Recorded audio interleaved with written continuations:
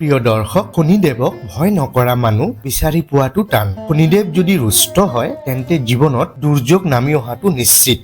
আপোনাৰ জীৱনতো যদি শনিদেৱৰ কুদৃষ্টি পৰে তেতিয়া কেৰিয়াৰৰ পৰা আৰম্ভ কৰি আৰ্থিক, শাৰীৰিক, মানসিক আৰু সম্পৰ্কৰ দৰে সকলো দিশতে নেতিবাচক প্ৰভাৱ দেখা পাব। গতিকে আজিৰ ভিডিঅ'ত মই আপোনালোকক শনিদেৱৰ অশুভ দৃষ্টিৰ পৰা হাত সাৰিবলৈ কিছুমান গুৰুত্বপূৰ্ণ প্ৰতিকাৰৰ কথা ক'ম। লগতে ভিডিঅ'ৰ শেষত শনিদেৱক সন্তুষ্ট কৰিবলৈ আপোনালোকে কি উপায় অৱলম্বন কৰিব তাৰ বিষয়েও বিতংভাৱে জনাম। সেয়ে শনিদেৱৰ বিশেষ কৃপা পাবলৈ আৰু আপোনাৰ জীৱনৰ সকলো দুখ কষ্টৰ পৰা মুক্তি পাবলৈ ভিডিঅ'টো গুৰুত্ব সহকাৰে শেষলৈকে চাই থাকক। নমস্কাৰ প্ৰিয় দৰ্শক, আপোনালোকে চাই আছে আপোনালোকৰ মৰমৰ চেনেল আমাৰ নিয়ম। আমাৰ নিয়ম চেনেললৈ আপোনালোক সকলোকে স্বাগতম জনাইছো। প্ৰিয় দৰ্শক, শনিদেৱৰ কুদৃষ্টিৰ পৰা কেৱল মানুহেই নহয় দেৱতাও কঁপি উঠে। ফলত মানুহৰ জীৱনত বহু ধৰণৰ সমস্যাৰ সৃষ্টি হয়। আকৌ আনফালে শনিদেৱ যদি সন্তুষ্ট হয় তেন্তে তেওঁ ভিকাৰীকো ৰজা বনাই দিয়ে। শনিদেৱক কৰ্মফল দাতা বুলি জনা যায়, অৰ্থাৎ তেওঁ মানুহৰ কৰ্ম অনুযায়ী ভাল বা বেয়া ফলাফল দিয়ে। সেয়ে জ্যোতিষ শাস্ত্ৰত শনিদেৱৰ কুপ্ৰভাৱৰ পৰা হাত সাৰিবলৈ বহুতো প্ৰতিকাৰৰ কথা কোৱা হৈছে।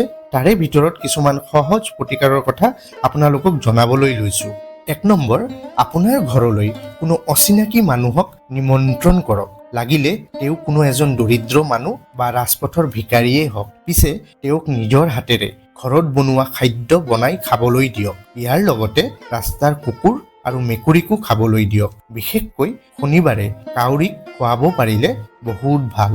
কিন্তু ইয়াতে মন কৰিবলগীয়া কথা হ'ল সকলো খাদ্য যাতে নিৰামিষ হয়। 2 নম্বৰ, শনিবাৰ আৰু মংগলবাৰে বিশেষকৈ মদ্যপান আৰু ধূমপানৰ পৰা বিৰত থাকক। 3 নম্বৰ, প্ৰতি মংগলবাৰ আৰু শনিবাৰে নিয়মিতভাৱে হনুমান চালিচা পাঠ কৰক আৰু লগতে হনুমান মন্দিৰত গৈ হনুমানজীক ভক্তি সহকাৰে পূজা কৰক। 4 নম্বৰ, দৰিদ্ৰ লোকসকলক খাদ্য বা টকা দান কৰক আৰু লগতে শনিবাৰে শনি মন্দিৰলৈ গৈ শনিদেৱক কলা তিল, সৰিয়হৰ তেল আৰু আহত গছৰ পাতেৰে বনোৱা এটা মালা আগবঢ়াওক। 5 নম্বৰ, যদি সম্ভৱ হয় প্ৰতি শনিবাৰে কলা ৰঙৰ কাপোৰ পিন্ধাৰ চেষ্টা কৰক। 6 নম্বৰ, শনিবাৰে কোনো ধৰণৰ চামৰাৰ সামগ্ৰী আৰু কাপোৰ কিনাৰ পৰা বিৰত থাকক। 7 নম্বৰ, শনিদেৱৰ সৈতে আধ্যাত্মিকভাৱে সম্পৰ্ক স্থাপন কৰিবলৈ নিয়মিতভাৱে শনিদেৱৰ এই মন্ত্ৰ ওম শাম শনিচাৰায় নমঃ পাঠ কৰক। প্ৰিয় দৰ্শক, এতিয়া মই ক'বলৈ ওলাইছো শনিদেৱক সন্তুষ্ট কৰিবলৈ কি বিশেষ উপায় কৰিব।